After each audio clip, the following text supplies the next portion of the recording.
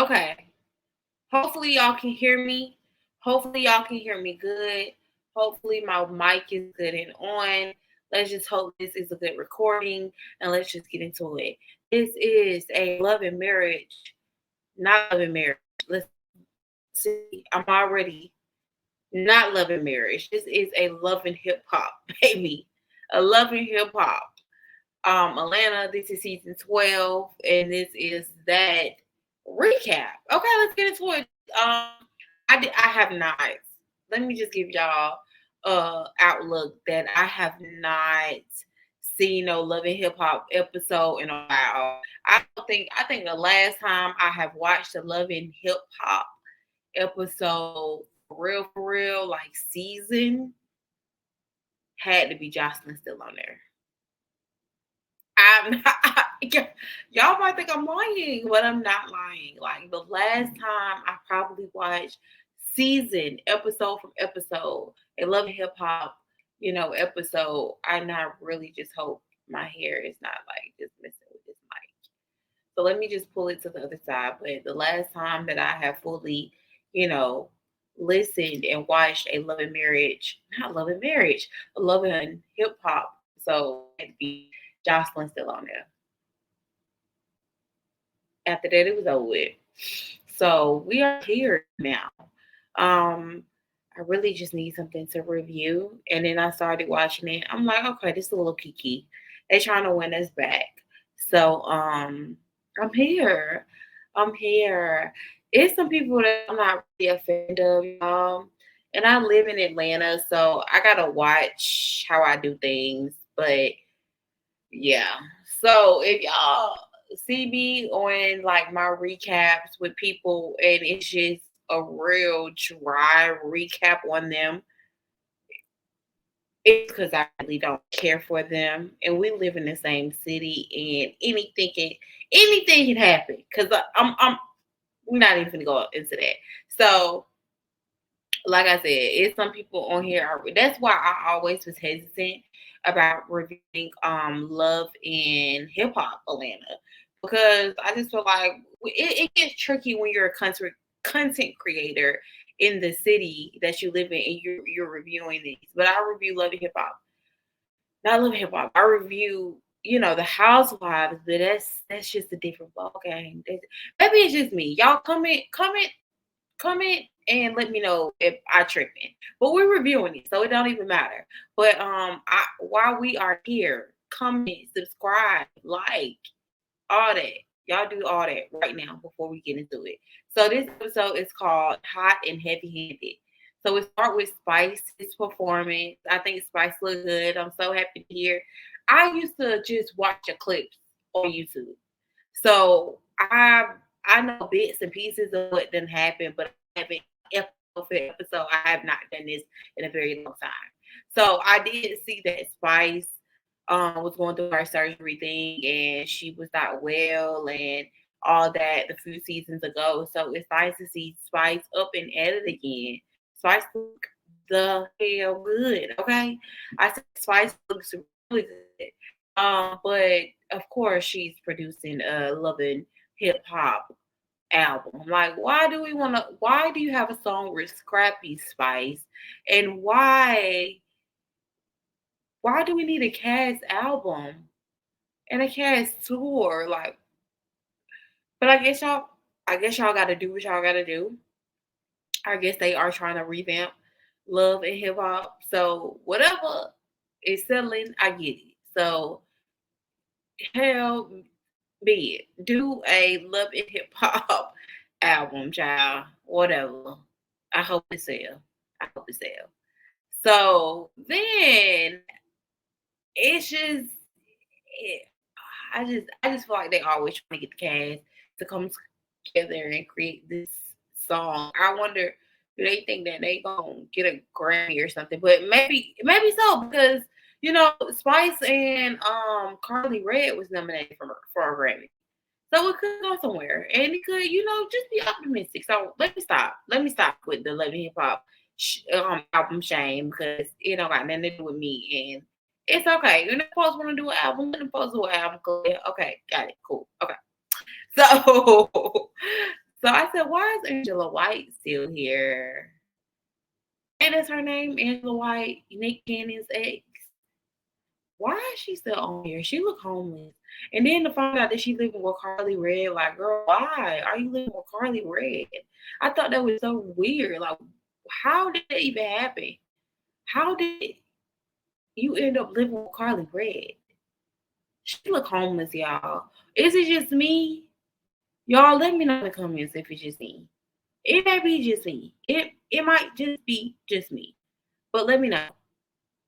Yeah, but Angela White look, crazy. She don't look crazy. She look homeless. Scrappy looks skinny. Okay, Scrappy coming in. He coming in all skinny, looking good, looking good. I see. I said that's why these baby mamas be taking Scrappy back, baby. We can never deny Scrappy of his looks. Okay, we can never say Scrappy is a bad. Now, Scrappy's mind and the way he thinks makes Scrappy unattractive, but we cannot take Scrappy has always been attractive. Now, Scrappy is not my type per se. He's not my type per se, but you cannot deny that Scrappy is attractive. So, whatever. We're just gonna go with that. Yeah, Scrappy is attractive. Um, and now we get to Kirk and Rashida. And they talk about the situation with Jasmine. And Kirk ended up showing Rashida the defects, text messages. And they discussed it within the group, and everybody is giving their two piece on it. I like how Spice and Shakana was just like, well, maybe the girl, is at home by herself, like trying to just justify like, what could possibly be happening. But it don't sound like Rashida want to hear that, y'all. It don't really sound like Rashida trying to hear none of that. Rashida is going based off what she thinks, and she's saying that girl want more than to be financially taken care of. But Rashida, don't you want him to be a father to the kid? Not just always. It seems like to Rashida is just being financially taken care of, and that is totally not it. It's some awesome dads that can't not even financially can't take care of their kid, but they do what they can, and they do what they can. And they're active father. So it's just like, what do you mean, Rashida? Rashida seems bitter.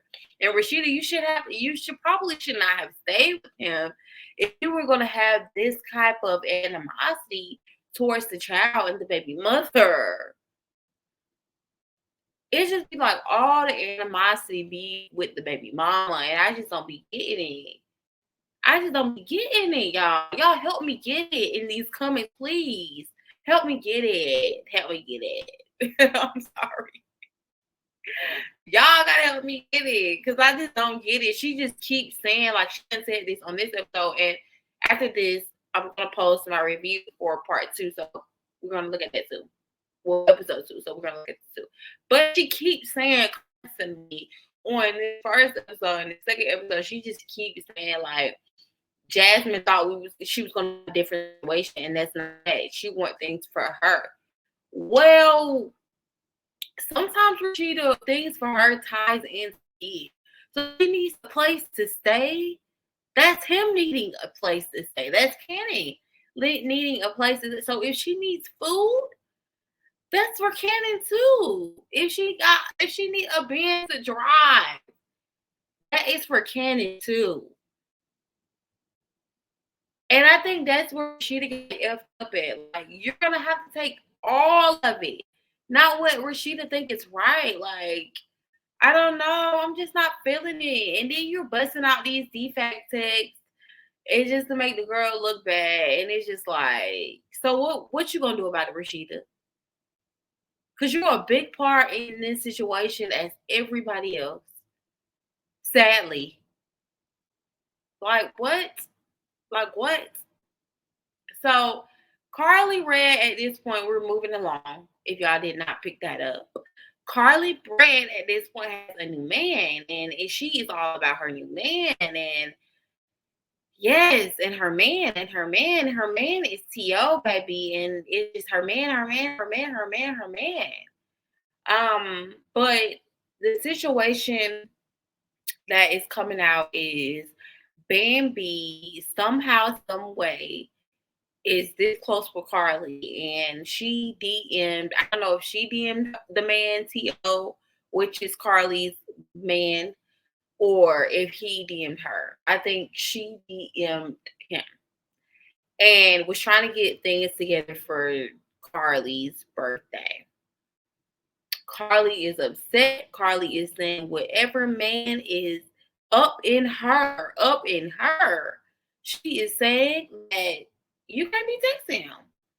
Carly, you sound crazy.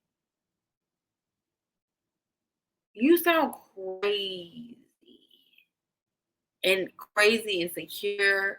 And you won't have him for long, Carly. We all know this, Carly. You talk about you too old for this, baby. You know you too old for it.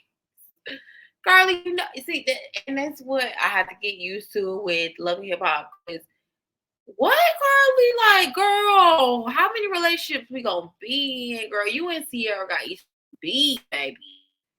Got to the beat, baby.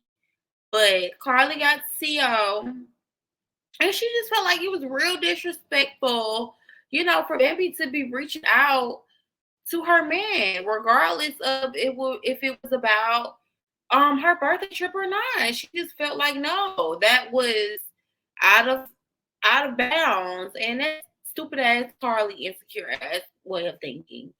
Nobody thinks like that. I would have no problem with my friend texting my man about a trip for my birthday. I understand you cannot chores toes, but bitch, this toe don't need to be your friend then. Especially if you be trying to plan a birthday trip. She don't need to be your friend then. Period. Period. So,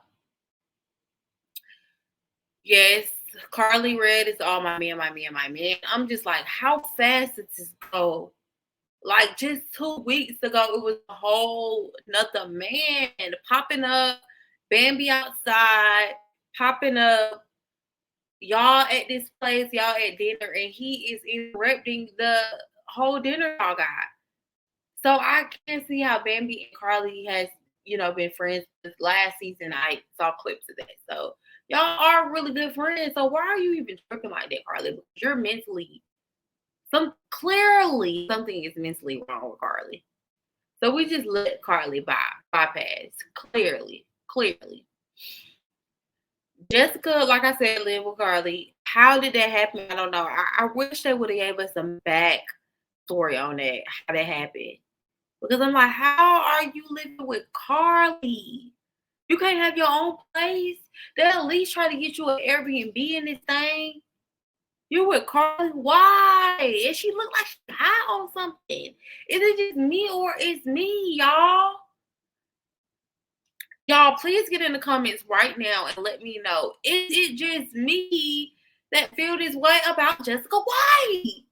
It seems like she is on something.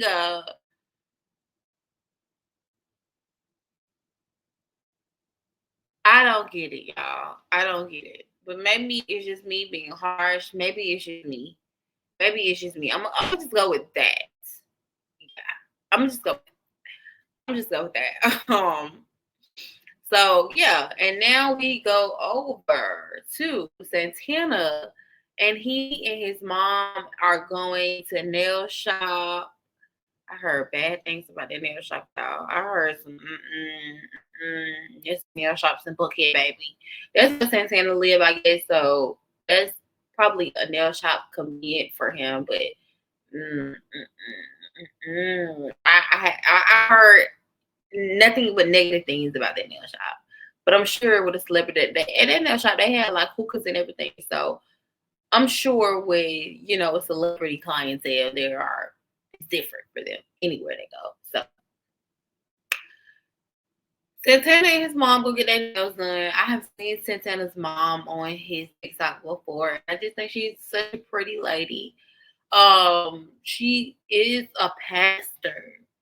So when they are explaining, they're coming out with this book on her and her relationship with Santana, how the transition for her, how it was for her, and how she had to accept, you know, Santana being gay. And I am all for it. I think it's a good idea. I like seeing Santana and his mom. I like Santana being a cast member. I think Santana is very funny. I think Santana brings great addition to the show. I like Santana. I like Santana. I like his mama. And I think that his mom doing a book is a really good idea. I do. I think his mom doing a book is a really, really good idea. I think it's a really dope idea. And I hope it's successful. Like, I think I get genuine vibes from Santana's mom. I don't get Santana mom trying to get on TV, trying to act a certain way, trying to do too much. You know how these moms be, baby. We see it every TV show. I don't get that from Santana mom. I get cool, calm, and collected. Got her own stuff going on, and yeah, trying to sell books. And she is a Christian pastor woman, and I like that. And I think she is so cute. I think she is so cute. I think she is so cute.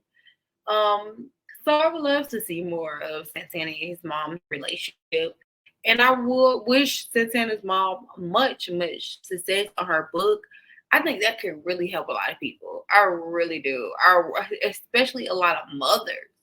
Like, you would not even imagine how many mothers, black mothers at that, just need advice, just need something, to lean on. So I think this is a good platform. I think how he introduced his mom in and them getting their nails done, I thought they was just cute, cute, cute.